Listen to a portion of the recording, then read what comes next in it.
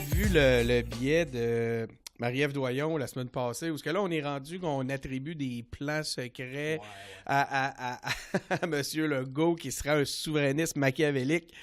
On est-tu là? Est-ce que, toi, tu connais, t'es proche du chef, est-ce que son cœur indépendantiste est encore vibrant et qu'il est en train de nous préparer un plan vers la souveraineté? Il n'y a pas de coup fourré. La CAQ a toujours dit « Nous ne ferons pas de référendum, nous nous dirigeons pas vers l'indépendance du Québec. » Ceci étant dit, ça ne veut pas dire qu'il faut être comme les libéraux, à plat ventriste et ne pas revendiquer pour le Québec. Mais à vous donner un exemple, vous autres, vous êtes des passionnés de politique. Là. Moi, un de mes modèles, là, c'est Danny Williams, quand il était premier ministre de Terre-Neuve. Ce gars-là était profondément un nationaliste terneuvien. Il défendait bec et ongle, même si c'était un conservateur, il se défendait contre Ottawa pour le plus de services possible pour sa province. Ben moi, je pense que c'est possible que la CAQ puisse travailler à acquérir, ajouter, augmenter son pouvoir face à Ottawa, profondément nationaliste, profondément québécois. On n'est pas obligé d'aller vers l'indépendance du Québec. Mais là, l'indépendance, c'est un moyen. Hein? OK, là, vous l'avez envoyé la liste. Vous avez fait votre liste. Elle était intéressante. Vous avez rencontré M. Trudeau. Vous avez soumis la liste. On a eu des fins de non-recevoir, des petits noms timides un petit peu sur tout, mais quand même timides, mais plutôt fermes. Je veux dire, timide dans la prononciation, mais ferme dans les convictions. J'ai l'impression qu'ils n'ont pas l'intention de déroger à ce qu'ils nous ont dit, à moins que ce soit le début d'une négociation. Mais là, là, on attend que la CAQ se lève et se mette le poing sur la table, puis à la limite, peut-être même déchire sa chemise là-dessus. On est en période électorale fédérale. On a lancé des désirs du gouvernement du Québec. Les différents partis politiques du Canada peuvent se prononcer.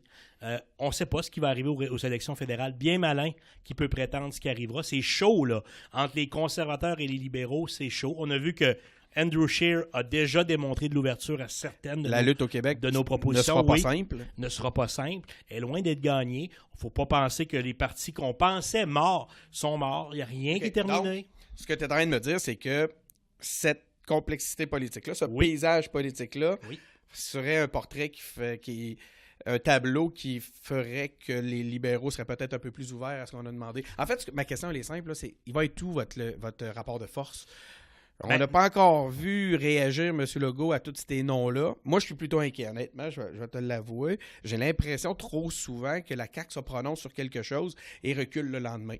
Ben, on recule pas, c'est très clair. Oui, on a des reculs. Ben, c'est assez clair que ce qu'on veut, c'est d'avoir plus de pouvoir, notamment en immigration. On a parlé du rapport d'impôt unique. On va continuer à proposer notre idée. Est-ce qu'on pensait gagner à la première manche en ayant une seule phrase? La réponse est non. Il faut continuer à convaincre. Notre rapport de force est assez évident. Hein? 75 députés aux dernières élections. Alors, on a les Québécois derrière nous. Il faut continuer à marteler. Puis éventuellement, ça ne se gagne pas en une seule phrase, un seul mot. On va continuer à convaincre. On doit parler aux militants. Et plus le temps avancera, plus les gens au fédéral verront que nous sommes de bonne foi et que c'est à leur avantage d'accorder plus d'autonomie au Québec. Alors, le Québec on est capable de faire fonctionner le Québec à l'intérieur de la Fédération canadienne, j'en suis convaincu, mais on est foncièrement avant tout nationaliste québécois. On défend le Québec d'abord, mais pour défendre le Québec d'abord,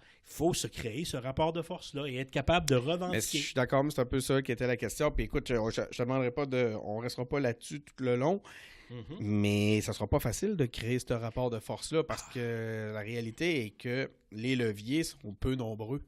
Qui a dit que la politique était facile? Si c'était facile, tout le monde en ferait. Alors, c'est sûr que c'est pas facile. Puis c'est vrai. Puis quand on veut faire des Mais en évacuant cette menace-là, qui était un levier important, je parle de la menace de l'indépendance, ça devient plus difficile. Encore faut-il qu'on sente qu'à l'intérieur de la population, il y aurait de l'ascendant. On le voit, hein, honnêtement. Si on parle d'indépendance, y a-t-il quelqu'un à Ottawa au moment où on se parle qui a peur que le Québec devienne indépendant? En 90, c'était autre chose. Peut-être maintenant plus que là, quelques mois. Qui sait?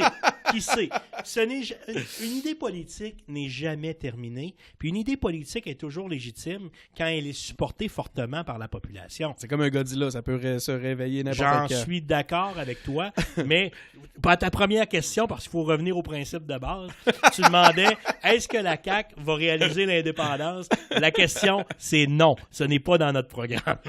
Tu sais qu'il y a beaucoup de gens en ce moment qui entretiennent le rêve secret ou le fantasme que c'est ce qui va Cher arriver. Denis, des fantasmes. J'en ai beaucoup dans ma tête, mais je ne te les compterai pas tous aujourd'hui.